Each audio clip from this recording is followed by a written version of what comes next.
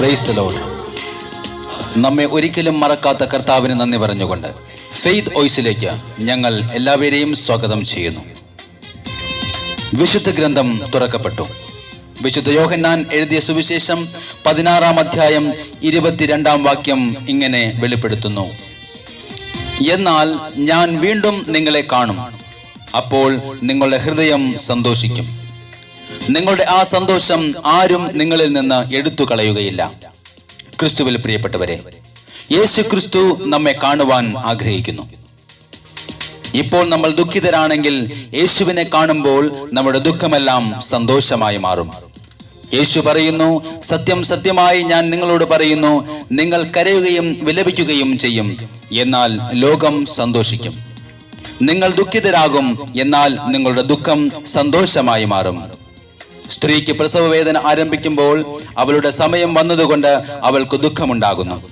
എന്നാൽ ശിശുവിനെ പ്രസവിച്ചു കഴിയുമ്പോൾ ഒരു മനുഷ്യൻ ലോകത്തിൽ ജനിച്ചതുകൊണ്ടുള്ള സന്തോഷം നിമിത്തം ആ വേദന പിന്നീട് ഒരിക്കലും അവൾ ഓർക്കുന്നില്ല. ഇതുപോലെ യേശു പറയുന്നു, നിങ്ങളും ദുഃഖിതരാണ്, എന്നാൽ ഞാൻ വീണ്ടും നിങ്ങളെ കാണും, അപ്പോൾ നിങ്ങളുടെ ഹൃദയം സന്തോഷിക്കും. സ്നേഹമുള്ളവരെ, നമ്മൾ ദുഃഖിതരായിരിക്കുമ്പോൾ നാം വിചാരിക്കുന്നുണ്ടാകാം യേശു നമ്മെ മറന്നുപോയി എന്ന്. അല്ല, നമ്മെ ഒരിക്കലും മറക്കാത്ത കർത്താവ് നമ്മെ എപ്പോഴും ഓർക്കുന്നു. നമുക്ക് വേദനകൾ ഉണ്ടാകുമ്പോൾ അവിടുത്തെ നമ്മൾ വിളിക്കണം. നമ്മൾ കടന്നു വന്ന വഴികളിൽ നമ്മെ കരുതിയ, നമ്മെ നടത്തിയ കർത്താവിനെ ഓർത്തുകൊണ്ട് നമ്മൾ അവിടുത്തെ ആരാധിക്കണം. അവിടുന്ന് പറയുന്നു, ലോകത്തിൽ നിങ്ങൾക്ക് ഞെരുക്കമുണ്ടാകും, എങ്കിലും ധൈര്യമായിരിക്കുവിൻ, ഞാൻ ലോകത്തെ കീഴടക്കിയിരിക്കുന്നു. സ്നേഹമുള്ളവരെ, ശൂന്യമായ കല്ലറയിൽ മറിയം യേശുവിനെ അന്വേഷിച്ചതുപോലെ ഇന്ന് പലരും കരുതുന്നുണ്ടാകാം, എന്റെ ദുഃഖത്തിന്റെ കല്ലറകളെ പൊട്ടിച്ച് സന്തോഷം നൽകുവാൻ യേശു വരുമോ? യേശുവിനെ അടക്കം ചെയ്യപ്പെട്ട കല്ലറയ്ക്ക് വെളിയിൽ കരഞ്ഞുകൊണ്ട് നിന്ന മറിയത്തോട് ഉയർത്തെഴുന്നേറ്റ് ഇന്നും ജീവിക്കുന്ന യേശു ചോദിച്ചു, സ്ത്രീയെ, എന്തിനാണ് നീ കരയുന്നത്? നീ ആരെയാണ് അന്വേഷിക്കുന്നത്? സ്നേഹമുള്ളവരെ, നമ്മൾ ദുഃഖിതരായി കാണപ്പെടുമ്പോൾ യേശു ഇതേ ചോദ്യം നമ്മോടും ആവർത്തിക്കും, നീ എന്തിനാണ് കരയുന്നത്? ഒരു ആശ്വാസം ലഭിക്കുവാൻ നമ്മൾ അന്വേഷിച്ചിറങ്ങുമ്പോൾ, ഇത്തിരി സ്നേഹത്തിനായി ലോകത്തിലേക്ക് അന്വേഷിച്ചിറങ്ങുമ്പോൾ നമ്മൾ ഓർക്കണം, നമുക്ക് ആശ്വാസം തരുവാൻ കർത്താവായ യേശു ക്രിസ്തുവിന് കഴിയും. ഒത്തിരി സ്നേഹം തന്ന് നമുക്കും നമ്മുടെ കുടുംബത്തിനും സമാധാനം നൽകുവാൻ യേശുക്രിസ്തുവിന് മാത്രമേ സാധിക്കുകയുള്ളൂ. വചനം പറയുന്നു, നിങ്ങളുടെ ഹൃദയം അസ്വസ്ഥമാകേണ്ട, നിങ്ങൾ ഭയപ്പെടുകയും വേണ്ട, ഞാൻ പോകുന്നെന്നും വീണ്ടും നിങ്ങളുടെ അടുത്തേക്ക് വരുമെന്നും ഞാൻ പറഞ്ഞത് നിങ്ങൾ കേട്ടല്ലോ. സ്നേഹമുള്ളവരെ, യേശു നമ്മുടെ ഭവനത്തിലേക്ക് വരുവാൻ, നമ്മുടെ പ്രാർത്ഥനകൾക്ക് ഉത്തരം നൽകുവാൻ കാത്തിരിക്കുന്നു. ഏക മനസ്സോടെ നമ്മുടെ കുടുംബങ്ങളും കൂട്ടായ്മകളും ഒന്നിച്ച് പ്രാർത്ഥിക്കുമ്പോൾ ദൈവം അവിടേക്ക് കടന്നു വരുന്നു. ദൈവം അത് ആഗ്രഹിക്കുന്നു. അപ്പോസ്തല പ്രവർത്തനം 1-ാം അധ്യായം 14-ാം തിരുവചനത്തിൽ നമ്മൾ കാണുന്നു, അവർ ഏക മനസ്സോടെ യേശുവിന്റെ അമ്മയായ മറിയത്തോടും മറ്റു സ്ത്രീകളോടും അവന്റെ സഹോദരരോടുമൊപ്പം പ്രാർത്ഥനയിൽ മുഴുകിയിരുന്നു. ഇന്ന് നമുക്ക് ഏക മനസ്സോടെ പ്രാർത്ഥിക്കുന്നവരായി മാറാമെങ്കിൽ നമ്മുടെ ദുഃഖം സന്തോഷമായി മാറും. യോഹന്നാന്റെ സുവിശേഷം 16-ാം അധ്യായം 23-ാം വാക്യപ്രകാരം യേശു പറയുന്നു, സത്യം സത്യമായി ഞാൻ നിങ്ങളോട് പറയുന്നു, നിങ്ങൾ എന്റെ നാമത്തിൽ പിതാവിനോട് ചോദിക്കുന്നതെന്തും അവിടുന്ന് നിങ്ങൾക്ക് നൽകും. ഇതുവരെ നിങ്ങൾ എന്റെ നാമത്തിൽ ഒന്നും ചോദിച്ചിട്ടില്ല. ചോദിക്കുവിൻ, നിങ്ങൾക്ക് ലഭിക്കും. അതുമൂലം നിങ്ങളുടെ സന്തോഷം പൂർണ്ണമാവുകയും ചെയ്യും. ഇന്ന് നമ്മുടെ കരം പിടിച്ച് നമ്മെ നടത്തുന്ന, നമ്മെ സഹായിക്കുന്ന കർത്താവായ യേശു നമ്മുടെ കൂടെയുണ്ട്. അവിടുന്ന് ഏറ്റവും ഉന്നതനായ ദൈവമാണ്. അവിടുന്ന് മാത്രമാണ് ആരാധനയ്ക്ക് യോഗ്യൻ. കർത്താവായ യേശു ഒരിക്കലും നമ്മെ ഉപേക്ഷിക്കാതെ അവിടുന്ന് അവിടുത്തെ കരങ്ങളിൽ നമ്മെ പിടിച്ച് നമ്മെ അനുഗ്രഹിക്കുന്ന കർത്താവാണ്. അതുകൊണ്ട് ആ കർത്താവിനെ ഓർത്ത് നമുക്ക് അവിടുത്തെ ആരാധിക്കാം. എന്നെ പുലർത്തി എന്നു കരുതി എന്നെ കാത്തിടും താതനെ, കരം പിടിച്ച് കൂടെയിരുന്ന് വഴി നടത്തിടും നാഥനെ. എന്നെ പുലർത്തി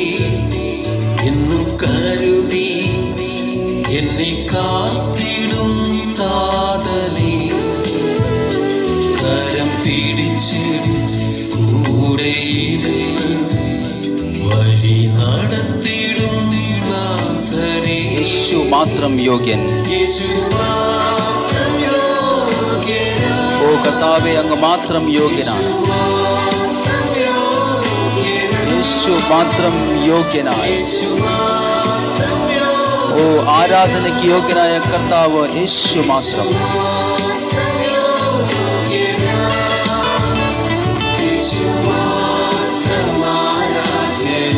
യേശു മാത്രം ഉന്നതനായ ദൈവം. യേശു മാത്രം ഉന്നതനായ ദൈവം. ജീസസ്. ഹല്ലേലൂയ. കഴിഞ്ഞുപോയ നാളുകളിൽ എൻ്റെ പാപമംഗലമായ ജീവിതത്തെ കർത്താവേ, ഞാനിതാ ഉപേക്ഷിച്ചുകൊണ്ട് അങ്ങയുടെ സന്നിധിയിൽ കടന്നു വരുന്നു. അങ്ങ് തന്നതല്ലാതെ എൻ്റെ ജീവിതത്തിൽ ഒന്നുമില്ല. ഞാൻ എന്തായിരിക്കുന്നുവോ അത് അങ്ങയുടെ ദാനമാണ്. കർത്താവായ യേശുവേ, പൂർണ്ണ ഹൃദയത്തോടെ ഞാൻ അങ്ങയെ ആരാധിക്കുന്നു.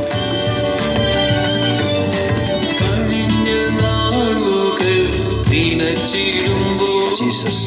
വന്ന വഴികൾ ഞാൻ ഓർത്തിടുമ്പോൾ, കഴിഞ്ഞ നാളുകൾ നിനച്ചിടുമ്പോൾ, വന്ന വഴികൾ ഞാൻ ഓർത്തിടുമ്പോൾ, പുകഴുവാനൊന്നുമില്ലേ,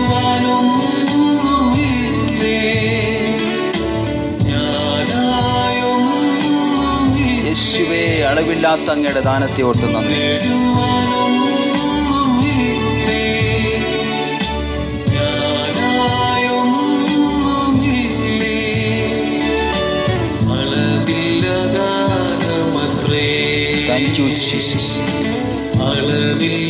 ഞങ്ങളങ്ങേ ആരാധിക്കുന്നു. യേശുവേ, അങ്ങ് മാത്രം യോഗ്യനായ കർത്താവ്.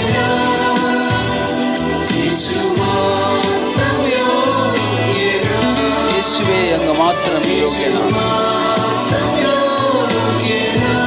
ഹല്ലേലൂയ. യേശു മാത്രം ആരാധനായ ദൈവം. യേശുവേ, ഉന്നതനായ ദൈവമാണ്. യേശു മാത്രമേ അങ്ങ് ആരാധനയ്ക്ക് യോഗ്യൻ. കർത്താവേ, അങ്ങ് മാത്രം ഉന്നതനായ ദൈവം.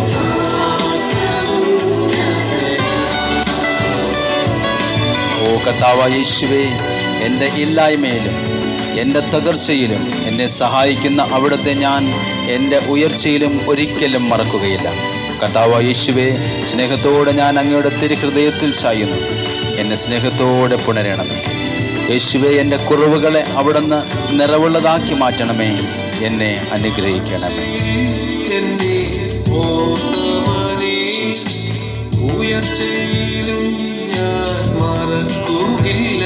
ഹല്ലേലൂയ.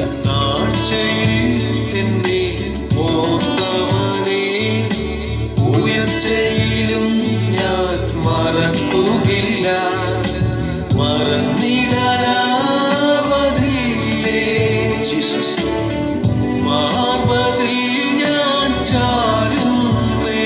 യേശു മാത്രം മതി എനിക്ക്. യേശു മാത്രം മതി. യേശു മാത്രം മതി എനിക്ക്. യേശുവേ, അങ്ങ് മാത്രം മതി. മാത്രം മതി എനിക്ക്. യേശു മാത്രം മതി എനിക്ക്. യേശു മാത്രം ആരാധനയ്ക്ക് യോഗ്യനായ ദൈവം. കർത്താവേ, ഞങ്ങളങ്ങേ ആരാധിക്കുന്നു. യേശുവേ, യോഗ്യനായ ദൈവമേ, ഞങ്ങളങ്ങേ ആരാധിക്കുന്നു. ഓ കർത്താവായ യേശുവേ, ഞങ്ങളങ്ങേ ആരാധിക്കുന്നു.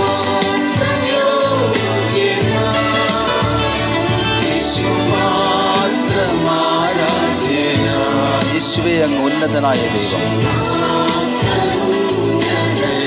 ഹല്ലേലൂയ.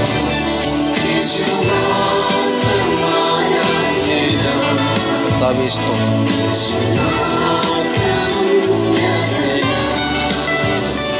ദൈവം ഇന്ന് നിങ്ങളുടെ ഏതവസ്ഥയിലും നിങ്ങളെ സഹായിക്കുവാൻ കടന്നു വരട്ടെ എന്ന് കർത്താവായ യേശുക്രിസ്തുവിന്റെ നാമത്തിൽ ഞങ്ങൾ പ്രാർത്ഥിക്കുന്നു.